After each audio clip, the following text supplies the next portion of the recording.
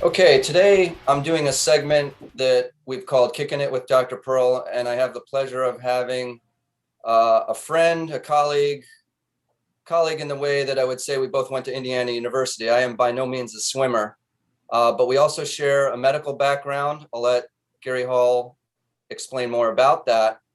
The purpose of this vignette is to talk a little bit about how each person that's coming to the table has managed with their foot function through either their sport and everyday life and things that they've learned about their own feet medically and otherwise. And in this particular segment, we have the unique aspect of having somebody that has not only participated at an elite level of sport as an Olympic swimmer in 68, 72, and 76 at the Summer Games as a swimmer, but also someone that has participated as a coach and as a visionary in his field, writing 2 textbooks, the most recent one, which I'm going to let him explain. The other unique aspect is that he has a swimming legacy with his son, Gary Jr., who happens to be, his photo happens to be behind me, and I've had the pleasure of collaborating with him on some diabetes awareness and sport awareness. So welcome, Gary, to this segment of what I'm calling Kicking It with Dr. Pearl. Great to see you. And why don't you start with kind of telling us a little bit about something about your journey and, about your feet. Well, thank you, Dr. Pearl. I appreciate it. Great honor to be on the show. And just a little bit of background. I swam in 3 Olympics back 100 years ago in 1968, 72, 76. Was honored to carry the flag in the 76 Olympics, which I share with only one other swimmer. That's the guy that most people will know, Michael Phelps, who carried the flag in 2016. I was in medical school, my last Olympics in Montreal, and took a year off, a leave of absence, and fortunately made the team. And then I came back, resumed my medical studies, and then decided to go into ophthalmology, where I practice in Phoenix, Arizona. I went to Indiana University for my residency in ophthalmology as well, medical school, University of Cincinnati. Went back went to Phoenix, where I lived and practiced for 25 years. And that's where I really set up my practice. But at the end of 25 years, decided to make a huge left turn in my career. Wasn't totally excited about the changes that were happening in medicine at the time. Felt like I could reinvent myself. I was still young enough, I think about 56, when I started coaching, and elected to move to Florida, where I lived in Islamorada for 15 years, and started teaching swimming technique, which was an area of swimming that wasn't really particularly focused on, and in a sport that's highly technical. I felt it was needed. So my background in undergraduate was physics.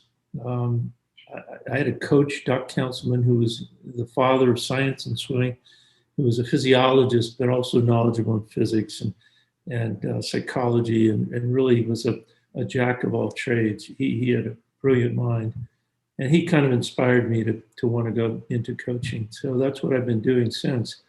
My foot problems then started when I'm not even sure exactly, but I will say this: genetically, I had a mother, God rest her soul, who had very bad foot pet problems later in life, and started developing, she had bunions and started developing problems from that, had surgery.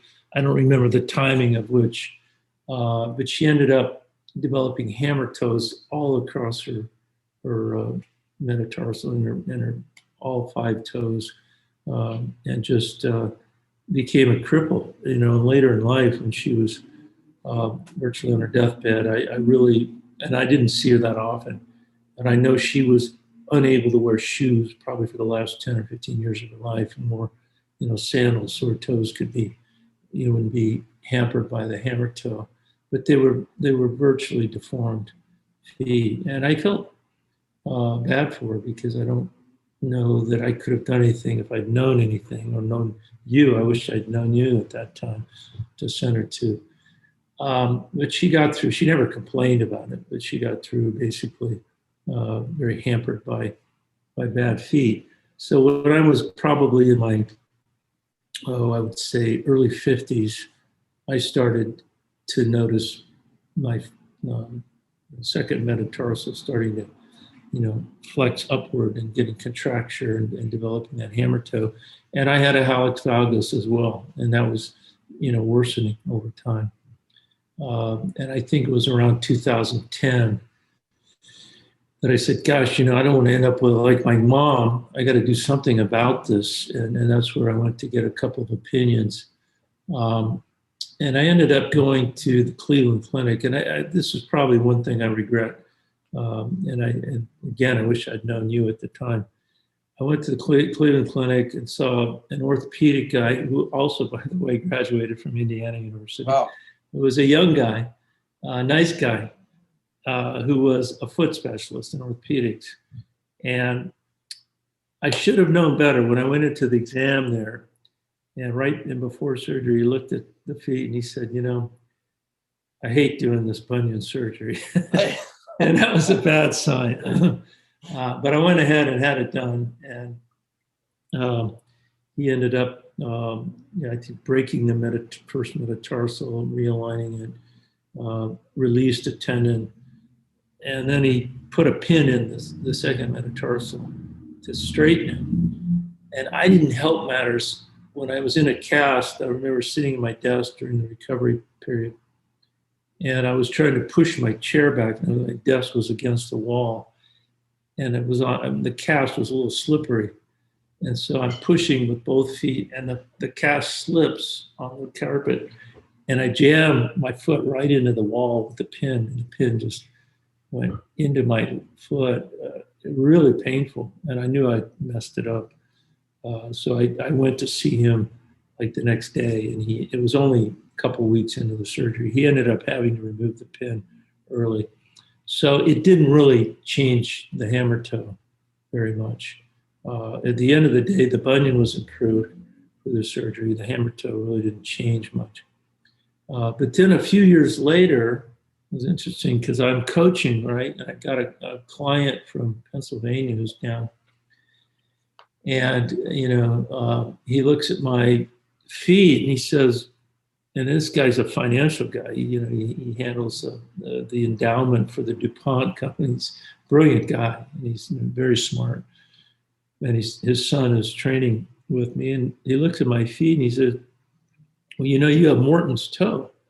And I had never heard of Morton. He said, there's this incredible book that Dudley Morton wrote back in the 20s, and he ordered a copy and he sent it to me. And he said, you can really help that situation if you just put a little pad under your first metatarsal and just elevate that. And he said back then that, that would help cure the problem of the valgus and the hammer toe. So I said, what have I got to lose? It's a lot easier than going through surgery. And I don't really want to go through that again. So I started doing that. And that was, I want to say 2010 or 11. And every pair of shoes, I always wear orthotics. So every pair of shoes I've ever had, I either put that, if I get new orthotics, I put that I cut out a little, piece of an insole and glue it right under the head of the metatarsal. So it just elevated a little bit. And lo and behold, I have not progressed in nearly 10 years. That hammer toe stayed basically the same. Hasn't gone to the other toes. It's a little bit on the left foot, but not, I never had surgery on the left foot. So I'm kind of stable, and I feel thankful to this guy who's a financial guy for giving me foot advice at that time, which really, really helped me out. But so that's my foot story, and I don't have any issues really with my feet. They're blessed. I have very loose ankles, as most swimmers do. A lot of plantar flexibility, but I'm happy that things are status quo, No, shoulder issues I have, but not foot issues. You I don't do have. have that metatarsal pad or sling installed in your shoe now, do you? That you could is it something that you could show? Yeah, let me pull my orthotic out Yeah. and show it to you And because I. we're gonna do a swap. I'm gonna show you something I developed for a stiff toe or hallux limitus. I'm gonna So grab that. Oh, that's there's my fantastic. I'll let you orthotic. talk. Go ahead. Got a little bit of my sock on there, but that's all I do. I just glue that little piece on there like that. I don't know if you can see it. It's Hmm. pretty thick. I mean, it's a spongy, piece of And an just so that I insole. can see the orientation, do you have that so that it's going that is under the first only, or does it extend over to the second as well? And it hits right there. But it's amazing that that little thing has made a difference and really kept me pretty much status quo through all Yeah, these years. It's now like 10 it's years. it is nice when you can come up with a conservative splint or device that will either augment a surgery or make the need for surgery obsolete. One of the things that I recently developed because of my interest with keeping athletes, weekend warriors, and everyday people on the field or in their job is I developed a sock-like splint that I call the turf toe splint. The turf toe splint sounds a lot more sexy than the hallux limitus splint, but essentially they're two different problems, but the splint works for both. And essentially it's a modification of what you have already been wearing. Mhm. The difference is that it's a little more rigid. It's not going to be quite as, for some people, comfortable. So one of the things that we're doing is we're adding some padding. But for the most part, most people have tolerated the rigidity of this particular splint. But unlike you, where you had a fairly successful, for the most part, bunion surgery, where you're not left with a toe that's like a rock joint where you can barely move it a few degrees, you have Yeah. presumably some range of motion, which doesn't make the need for something more rigid a priority. What I did with this particular splint, and I'm going to have off camera, we'll have the splint so I can show you, just to give you a quick look at what the differences are. It is something that helps not only with the chronic situation of somebody that has a stiff toe, but the acute situation, like recently Patrick Mahomes with his turf toe injury in the Super Bowl, and he had a much more bulky splint. But what we're doing with the company that I partnered with, OS First, is we have now a more svelte splint that can be used in almost any shoe. And I'm going to grab one to show you just to take a look at it. That's fine. I can take it from there. So essentially it's in the shrink wrap, but it has a polyurethane flexible, I almost call it, Gary, and it's the analogy that I've used before, almost like a diving board type of flexible thing here. So there is Oh yeah. some Yeah. pullback to this. So Uh-huh. what happens, and the interesting thing is, I know you're a man of science. We actually had one measurement only, because it's very difficult, as you know, to get longitudinal studies. But we had one measurement in a lab where we looked at the force going through the big toe, and we actually found a 30% decrease in the force going through the big toe. So that speaks to somebody going from like a level 7 to a level 3 on a 10-point scale, let's say. And so sometimes that's the difference between needing surgery and not. And Yeah. then we've had Yeah. similar situations where somebody with a 4 goes down to let's say a 1.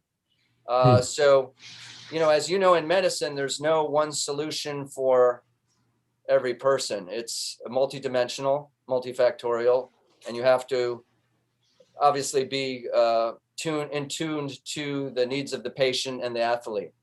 Yeah.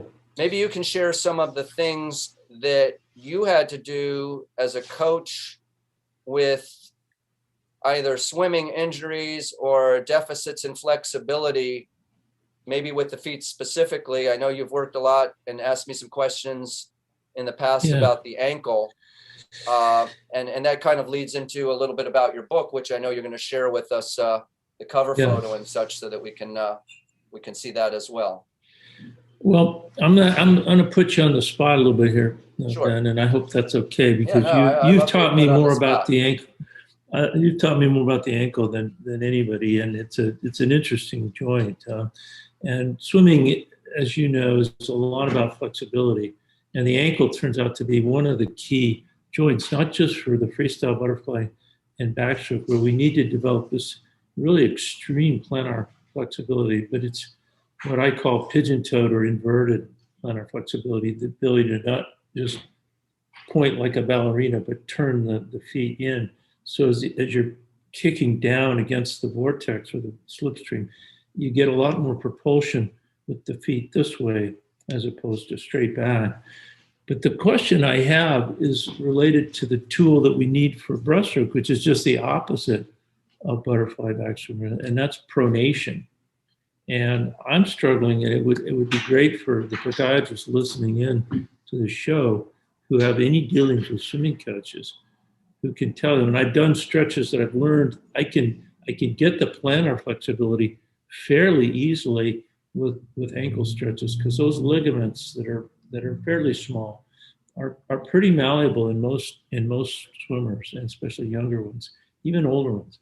But the problem I have is getting more pronation. So how do I get more pronation out of the ankle? Because that is absolutely essential for breaststroke. I have to draw my knees up, internally rotate my hips, and I've got to get those feet pointed straight out in order to capture or to get the surface area to push back with. So is there some exercises that I can use to help pronation? What would they be? Yeah, I think the first one, and you're attuned to this for sure, is making sure the ankle joint is flexible enough. And you tell me, I would think that swimmers develop the calf pretty extensively, not to the degree that soccer players and, let's say, cyclists would, with that overpowering a very big calf relative to the anterior shin muscles. But I still believe that with all the plantar flexion kicking and so forth, as you know, and then you mentioned you have dorsiflexion as well, that there is a very strong calf pull that can lead to what we call an equinus, from the word equestrian, where the horse's hooves are kind of in this downward declinated position that becomes a challenge to overcome. And one of the ways that we do, not only with exercises of stretching both the gastroc and the soleus and the Achilles tendon, is that we sometimes add a night splint or day splint to the mix that can be done at rest, so that we're getting, let's say, more of a dorsiflexion angle, more extension in the upward direction on the ankle. Because once that gets limited, that will limit the foot's ability to roll in more if you don't have that available motion ready at the weighting. Pronation is really a triplane motion consisting of dorsiflexion, abduction towards the outside, Right. and an eversion movement. So to your point about how can we accomplish getting more strength in those areas, one of the ways is to just challenge with resistance bands those very movements. So we can put the foot in an attitude of inversion and put a resistance band and or weight, ankle weight, along the forefoot, and then we have the athlete or patient pronate up against it. And in that way, they are being challenged beyond just their body weight, because they have that added resistance, either with a weight or resistance band. So those are some of the things that we do. Another thing that I've learned about lately, and I think this is a real something that you could noodle on a bit, and something that I learned from an Australian ski coach. As you know, the fascia runs through our entire length of our body. It's not just fascia, in the deltoid, defining the deltoid. There's a thin layer that vests the entire body. And because of that relationship, when we look at the front of the ankle and the anterior shin as it goes down into the foot, there's a layer of fascia there that when we wave the toes up, dorsiflex the toes, there is tension that is created. And what that will do is that will bring the ankle forward if we dorsiflex the toes. The reason I bring this up is the Australian ski coach, and he was actually a demo participant with the Australian ski team. One of the things that he does when skiers are finding themselves in the back seat, which happens when they get tossed around in the moguls, is to have the skiers dorsiflex the toes, which is not something that we're doing in shoes frequently because we don't think about it. It's a motor mapping phenomena that has to happen with practice, just like anything else. I had a ski coach tell me there's no practice makes perfect. There's perfect practice makes perfect movement. So it has to be refined movement and not just gross movement in terms of, just slamming the foot forward. One of the ways that we can accentuate those fine motor movements is to use what I sort of call the prehensile big toe to try to keep the foot flat, but only lift up as you're engaged with the floor, the big toe, and then reciprocally plant the big toe. If you can see it in the picture, I probably should have gone the other way here, to plant the big toe while we're engaging the small toes. And if you really get refined, you can plant the big toe and do a reverse playing the piano and go up with 2, 3, 4, and 5, which when you try this for the first time is almost impossible because nobody's used to engaging those small intrinsics. We wear shoes, we wear clogs. Maybe you would because you're wearing sandals at the pool deck more often, engaging those muscles. So those are a couple ways to start to engage and work the pronatory forces that you spoke of. Let me ask you a question on the dorsiflexion, because that's interesting that you said to put it into a kind of a dorsiflected hold position with a splint or some type of fixed static stretch, basically, right? No, for a long period of time. Especially when you don't have the available motion. That's a problem solution. When I was at Indiana, Doc, he made me a pair of, he called them alligator shoes. They were Converse high tops. He nailed onto an incline of about 45 degrees. And, and then on pieces of wood, I would be walking around the dormitory room with my toes pointed up in the air to try to stretch. Oh, I would have loved to have seen that. I would love to tell you that it turned me into a great breaststroker, but unfortunately it didn't. So I don't know. I can't testify to the success of that particular apparatus.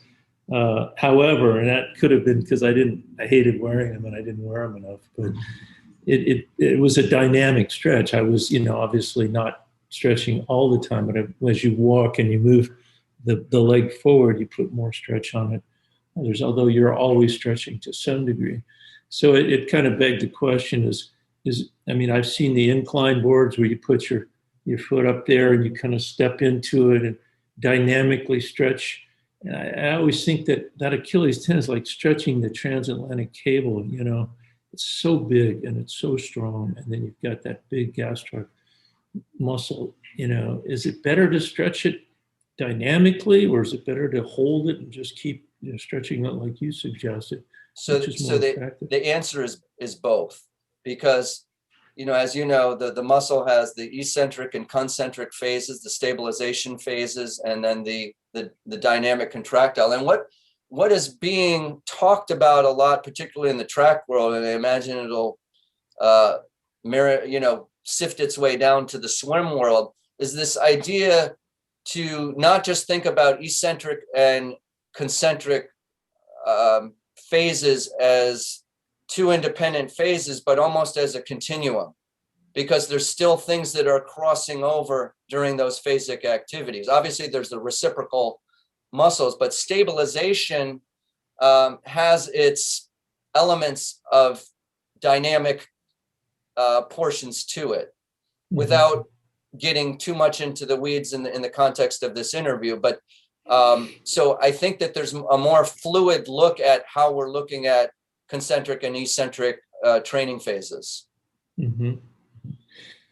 Well, I'm going to suggest to my athletes then to do both, but I also am going to try, because I've never done this before, and I think that's an interesting concept, to put the elastic band again to try to increase the eversion of the foot. But I also like your suggestion for abducting the foot with elevating the outer toes, in a like an exercise, pressing the first metatarsal down and lifting the outer side of the foot.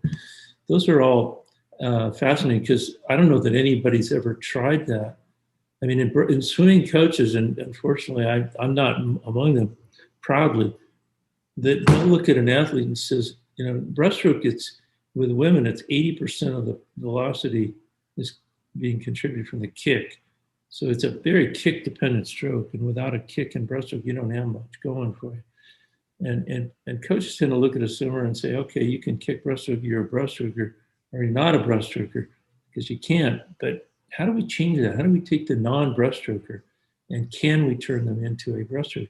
And it really is two joints. It's that ankle, which, you've really enlightened me. Thank you for how we change that. I don't know how changeable it is. I don't know how much additional abduction we can get, or how much additional eversion we can get. I do think we can definitely get more dorsiflexion with time and effort.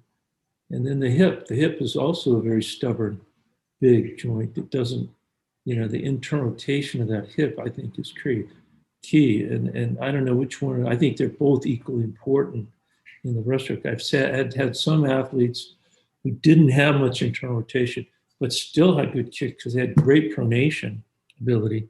And I've had others that had amazing internal rotation, but didn't have such good pronation, who could also kick. I think they probably are both important in being able to get that angle.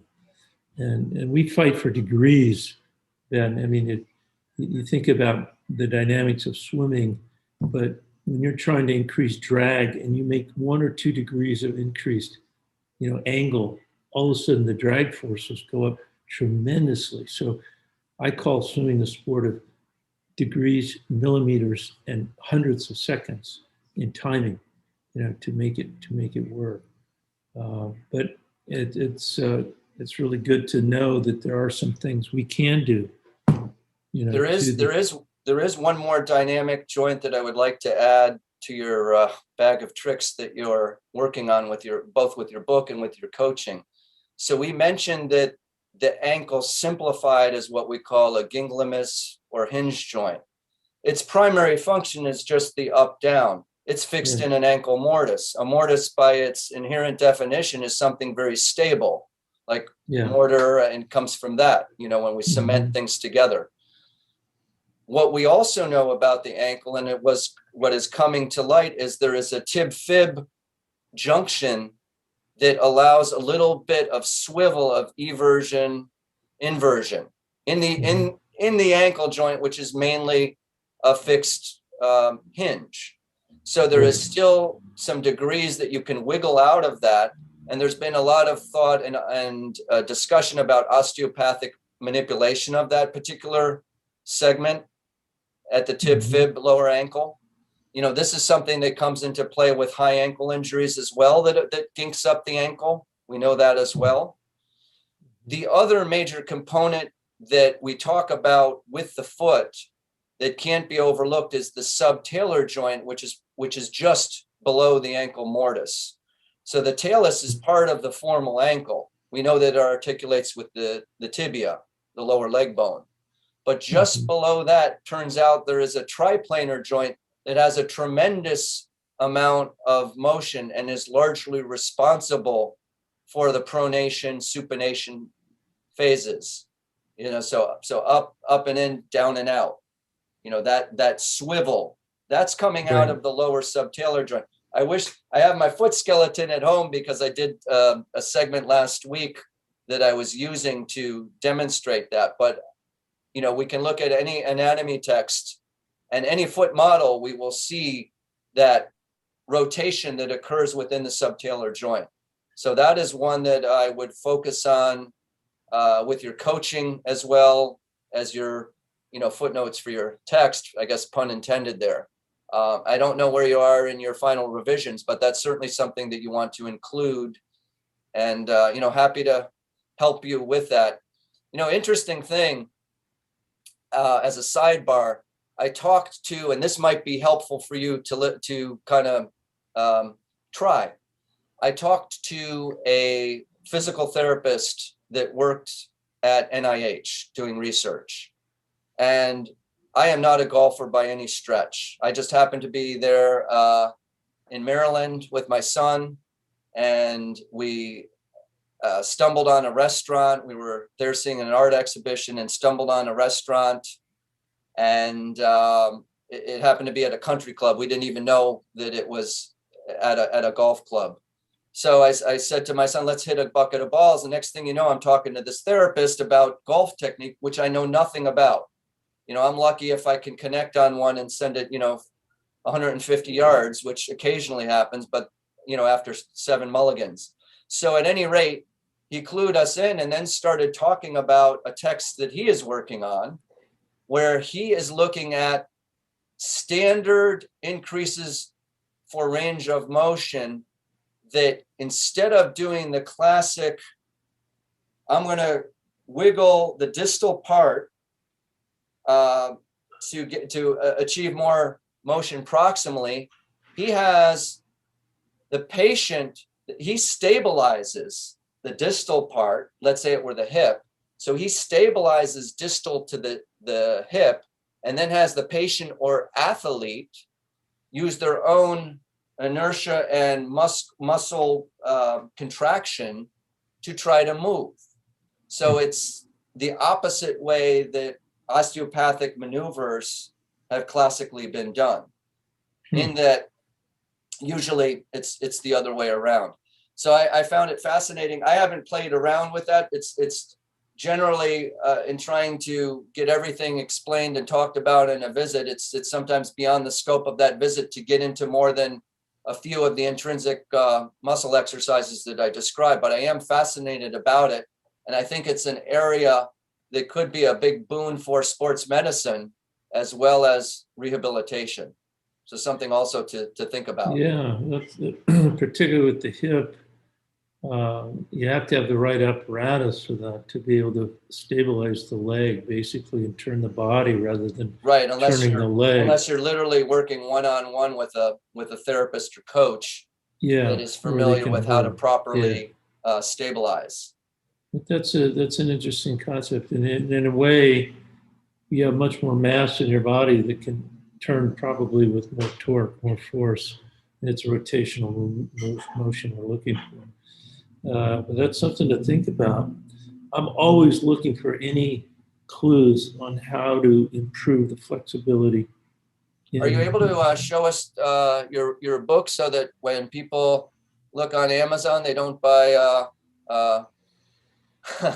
if Phelps has a book, they make sure they get Gary Hall Sr.'s book?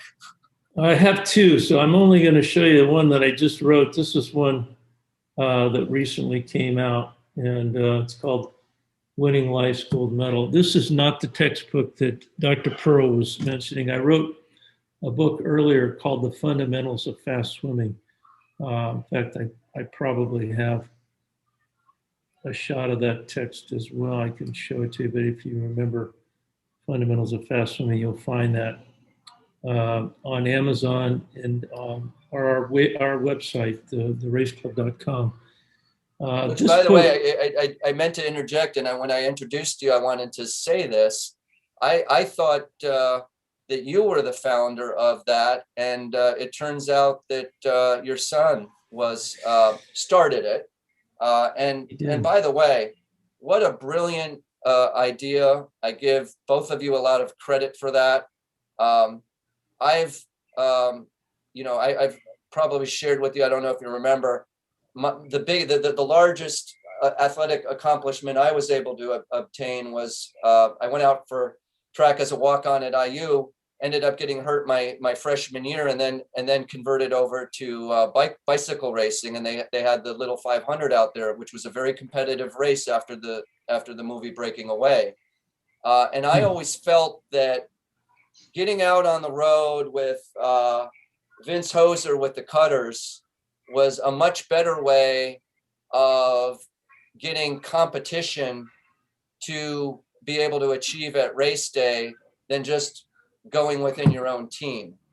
And I credit whose ever idea that was first. If it was your son's, it was a great idea of bringing people from all over, because you learn a little bit of something from each competitor that you face, as well as, and I don't know if this was if this was an ulterior motive, getting a preview of where they're at, and then getting sort of a look at their headspace, how they react to pressure, how they react to a very simulated competition. Two of the greatest sprinters of all time as far as swimming were Anthony Irvin, who's still competing, by the way, and Gary Jr. And Anthony was only 19. Gary was, I think, 20 in the first training, around 24, 25. But they go head to head every day in competition. And they brought the best out of both of them. And then they end up tying in the Olympic Games that year in Sydney for the gold medal. How ironic was that? I actually had a dream that those guys were going to tie for the gold medal, and it came out. Are you kidding me? When did you have that dream? How long before competition was that? It was at the Olympic trials, and Gary won the trials. Anthony was just a couple tenth or two behind him. And they came out of the pool, and I said, the night before the swim, he said, guys, I dreamed you guys made the Olympic team and you went to Sydney and tied for the gold medal. And they laughed at that, but it turned out to end up being true. So sometimes the dreams do come true. But what are the chances of that? How many times has a dead heat occurred in Olympic competition? Let's forget about worlds. In swimming, I think only twice. Once in 1984 and once in 2000. There have been other ties for silver or bronze, but not for gold. I think those are the only two ties for gold medal that I can recall. There may have been others. I don't think so. They didn't start using the time clocks to 100th of a second until I think it was 1972 was the first time that they used, the touchpad at the end of the pool.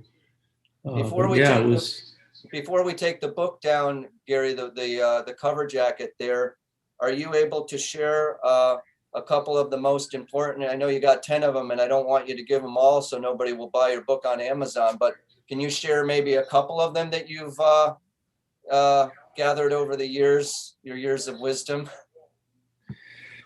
Well, there's 10 really life lessons, most of which were, either learned on the journey to the Olympic Games or at the Olympic Games. And a lot of the stories in here also pertain to my son, Gary Jr. And so there's a lot of anecdotes of him, but it's some of me and some of others that were in the Olympics and what I learned from their success or, lack of success in trying to get there. But I think, it's interesting, they're all different. They all resonate differently with different people. Two of the ones that I think are most, maybe a little out of the ordinary in terms of, understanding life and the way life is one is entitled, We All Have a Russian Judge in Our Life. And what do I mean by that? Well, any of us old enough to know who lived through, the competition and adversarial relationship we've had with Russia, including all the way up into the, the last election or the one before this last one, knows that Russia is adversarial. And if you watch the Olympics, you see the Russian judges always awarding the American athletes low scores, and probably vice versa. But anyway, I make the point that we all encounter somebody in our life who wants to see us beaten up or lose or get defeated, and who's not on our team. And it doesn't matter in business and family and life. You find that Russian judge somewhere in your life, and how do you deal with that person? How do you minimize, the damage from that, or how do you psychologically resolve yourself to work around them or with them, or just make a complete U-turn or left turn and go away from them? Because they're all over. The Russian judges are everywhere. The other one I kind of liked, and I like them all. Can I before and I don't want to give away all of your book, but I would love to hear what you found as one of the solutions to break down that cycle. I have my own ideas about it, but I'm really curious to hear what yours are. So you got to read the book now, Ben, to figure that out. There's 8 points. Can I make a deal with you? Yeah. If I buy this book, I will. I think it would be better to get it on the Race Club than Amazon or from you directly if you got a couple in your closet. But the deal is, I'm going to buy the book, but I'd like you to sign it and inscribe it. Okay. Well, you're going to have to wait a little bit because my son is designing the hardcover. This is only an e-version right now. It's $4.99. Big investment for this book on Amazon. Print version will be like $12, but that's going to be out soon, and I will sign it for you. By the way, there's 8 recommendations I put in there on how to deal with your Russian judge, and I have my own, so you'll enjoy reading about my Russian. We all have at least one. Sometimes we have more than one, but anyway, the other chapter that I kind of they're all different, but the one particularly that I like and I talk about is on raising future Olympians. And I talk about my relationship with Gary Jr. and how I inspired him or helped him by not coaching him, not overdoing it. And I don't take any of the credit for his success at all. And I think in how we deal with our kids today, because there's a prevalence of attitude that, being mediocre is okay. Everybody should get a trophy. Everybody should be given an award. We shouldn't emphasize winning or losing. That's just not life. That's not how humans act and interact. We love competition.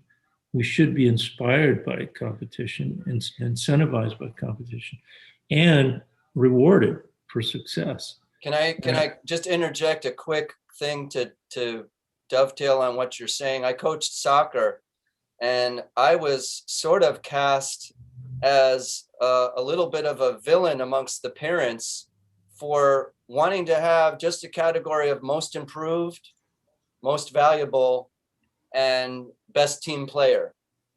And I was sort of overruled by my what happens in, the suburban neighborhoods. It's sort of a movement as to what's actually going to happen when these certificates come out. And, it wasn't a big deal, but to your point, that has become part of the culture.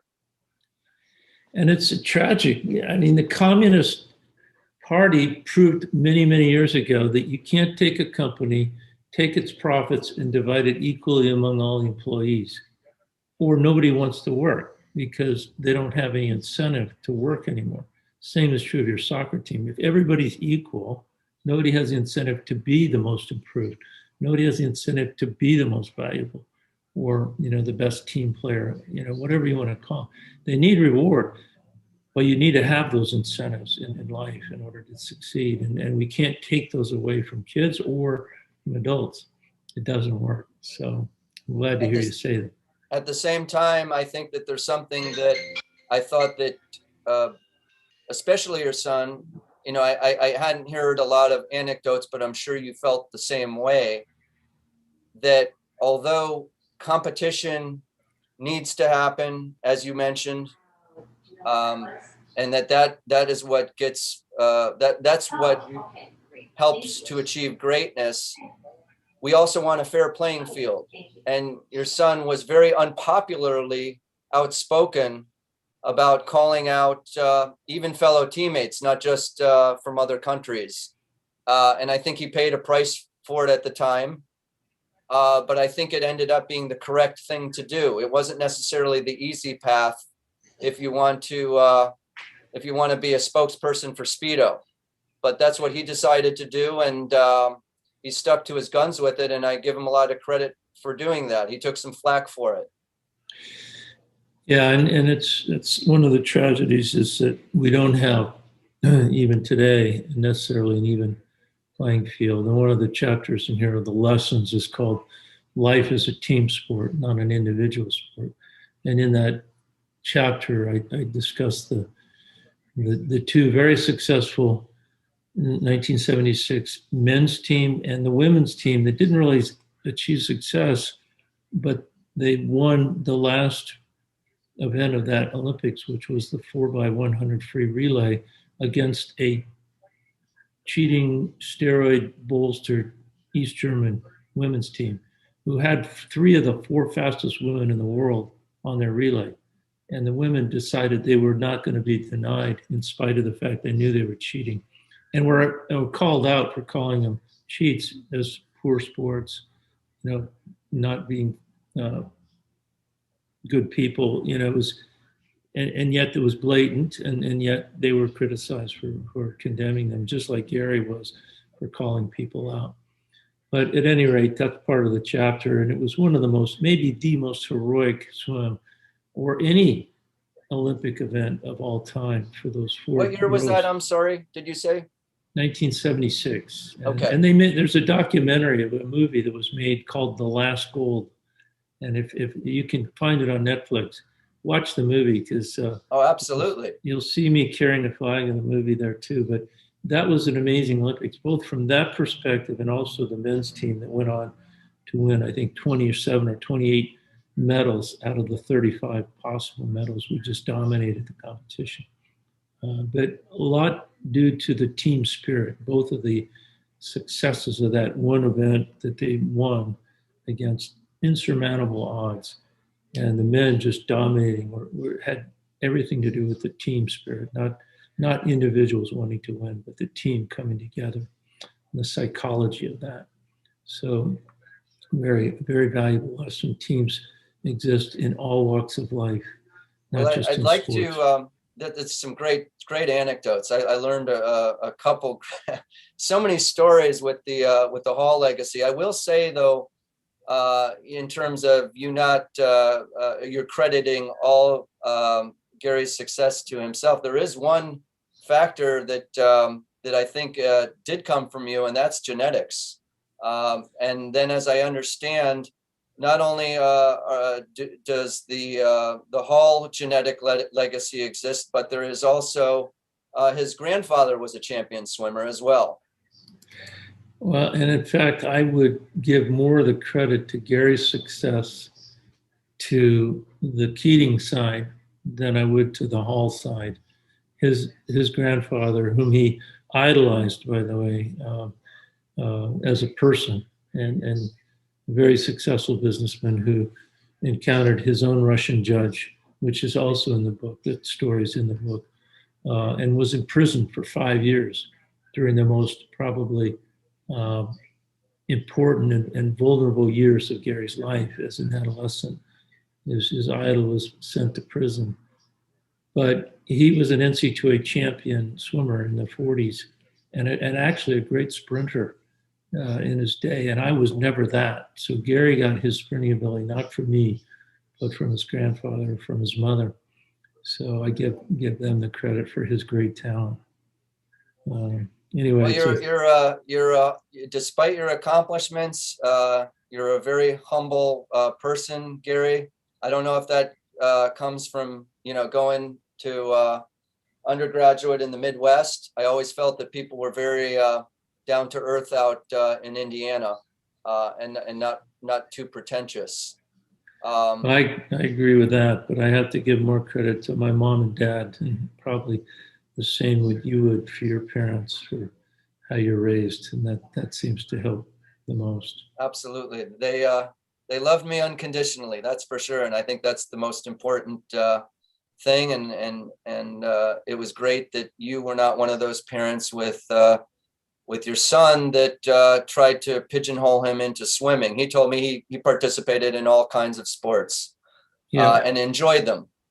I did want to see if you had any moments of levity that you'd like to share, either with you and your son, with you and the teams that you participated in. There's three Olympiads that you got to cross over with. We're in coming out of some somber times here, so I think laughter is good medicine. I do some comedy skits on the side. I don't know if you've seen them. I got a pretty good Rocky Balboa imitation. So I'd love to hear that. That would be more interesting. I will send them to you. I will send them to you. So I do have one. I have one story with one of my teammates, a guy that you would remember, and if any of your audience is old enough, hopefully they haven't forgotten the legendary Mark Spitz. Mark Spitz was a teammate of mine in Indiana. He was a year older, but and Mark Spitz is remembered as being the guy that won 7 gold medals in the 1972 Munich Olympics, which was the most at the time and only surpassed later, many decades later, by Michael Phelps. But what they don't know about Mark was one of the most, he was a hypochondriac. A lot of people don't know that about him. And we used to laugh because in practice, there was not a workout that we went to where Mark did not have what he thought was either a myocardial infarction or a stroke. He thought he had a cerebral bleed, but he would say, I'm having a heart attack right now. And he was doing anything to try to get out of workout. But he was very, very suggestible. He was hypochondriac, very aware of his body, thinking, whenever he had a pain, he was dying. But he was also a very suggestible guy. So one year we used to go to Florida and train at the Hall of Fame in Fort Lauderdale. And we're down there. And our team that year, this was like 1971, our team would have been probably the 5th greatest country in the world. We could have gone to, Indiana could have gone to the Olympics as a country and won more medals than almost any other country in the world. Out of the 12 world records that were on the books, the Indiana swimmers held 10 of them. I mean, that's how dominant we were. So the Miami Herald reporter calls Doc up and says, I'd love to interview you guys. Can I talk to, Gary Holm and Mark Spitz and do a little interview? And he says, sure, tomorrow afternoon, it'd be great. So that afternoon, the word gets around that the interview is going to go on. And one of the guys who's training with us in the same lane with Mark and I is a guy from Canada named Ron Jacks. And Ron was a pretty good swimmer. He wasn't a great swimmer, he's a good swimmer. But he had this uncanny ability to tease Mark. Doc wouldn't let people tease Mark, but Ron could tease Mark anytime. He just had that, he couldn't help himself. And he knew how suggestible Mark was. So he just couldn't hold back. And so we get done with this long set, and we're sitting on the edge of the pool, and Mark's got his feet up on the gutter. And Ron Jacks looks over and he said, Mark, what is wrong with your ankles? And Mark goes, what do you mean? He said, I don't know, but they're all swollen. They look really bad. They look painful. Mark said, what? And he's looking down at his ankles, and then we do another set. And then he sits up on the side of the pool, and Mark and Ron Jacks said, Mark, you better have those ankles checked out because they definitely don't look right. And he's totally fabricating this. I mean, it's just out of the blue. I mean, it's just completely just ad-libbing the whole thing. Ad-libbing. And so sure enough, at the end of practice, we get out, we go over to get our towels, and Mark is limping. He's like limping to get his towel. He's like hobbling along, barely able to get to his towel, grabs his towel, dries off. Then we're in the car on the way home. We're talking about open water swimming. And everybody's saying how maybe when they're done swimming, they're going to go into open waters. And Mark says, I would do that. He said, but I don't know if my ankles would hold up in the cold water. That is Like, classic. what? So the That is next day, classic. we're interviewed by the Miami Herald, and they said, the reporter asked both. He said, "What do you think you guys are? You're expected to win the NC2As this year." And she asked both of us, "How do you think you're going to do?" And I said, we've got an awesome team. We're going to be great. We're going to be tough. If anybody beats us, more power to them." And Mark turns to her and says, "If my ankles hold up, I think we can do really well." And I start to laugh. And sure enough, in the article, she says, "What's wrong with your ankles?" I said, "Well, they're really weak. I have weak ankles." Wow. And the next day in the article, it talks about how the Indiana can win the NC2As if Mark Spitz's ankles hold up. And Doc is furious. He comes to us. He says, "What is this about Mark's ankles? Where is this coming from?" And Mark says, "Well, Ron Jacks told me my ankles look bad." And Doc says, "Ron, you idiot, what are you doing?" That's an awesome story. So Ron had to go back and apologize and said, "No, Mark, your ankles are fine." And we ended up winning the NC2As, and his ankles were healthy again. Well, I had heard a couple stories where your son had some fun when he had said something about the reciprocal motion of what he was doing, sitting on a raft, because I think he was or laying on a raft and moving his arms this way because he wanted to get reciprocal motion. So I'm not sure how that was just sort of genius with getting out of swim laps, or whether there was something to it. But what I do know, and what I appreciate about any athlete that has a sense of when they need to take a break for competition, is that you cannot be on all the time. You have to have deceleration phases in your mental and physical training mode. Yeah. And I felt the same way when I was training running, and I would sometimes before a cross country meet the next day, I'd go out and play golf, and our coach would want us to be doing some sprint work, and I was like, no, it's kind of like a boxer, being abstinent before the fight. You want to kind of save yourself for the event, and then do as best you can. Yeah. Well, you're right. You have to know your body. And Gary was really, really good at doing that. He knew when to push and when to back off. He was criticized by a lot of coaches for not working all the time. Well, he knew when to rest. He knew when to work. And in the end, he was right. So, did you know that he had a story with regards to the same sort of thing that he withheld? It wasn't to the degree of suggestibility, but I heard this from one of his interviews where he had a teammate that had recently had something serious happen with a parent, and he wasn't going to say anything negative per se. But as you know, in the green room with competition, as you're sizing people up and looking and talking, almost anything you could say could be a distraction that could cause that hundredth of a second. And he decided, because it was his teammate, not to mention something about, I hope everything works out with, whoever it was. So I thought that was interesting that he was aware of those factors that can influence, milliseconds. yeah, actually, I hadn't heard that story. So there's a lot of stories Gary shares with others that he doesn't even share with me. I'd love to hear that one from him sometime. But he's got a book of interesting stories. I've encouraged him at some point, and he would, he's actually a really good writer too. He didn't even need an author to help him. He could write it himself. But, well, listen, I know we're wrapping up towards the end, and I think that story with Mark Spitz kind of ended things with a bang. I love it. I incidentally had read an article during his comeback that as scrupulous as he was with his body when he was in his prime with you, during his comeback, as the article goes, not my own interpretation, the journalist had said that he was fooling himself at one point, quote, missing laps.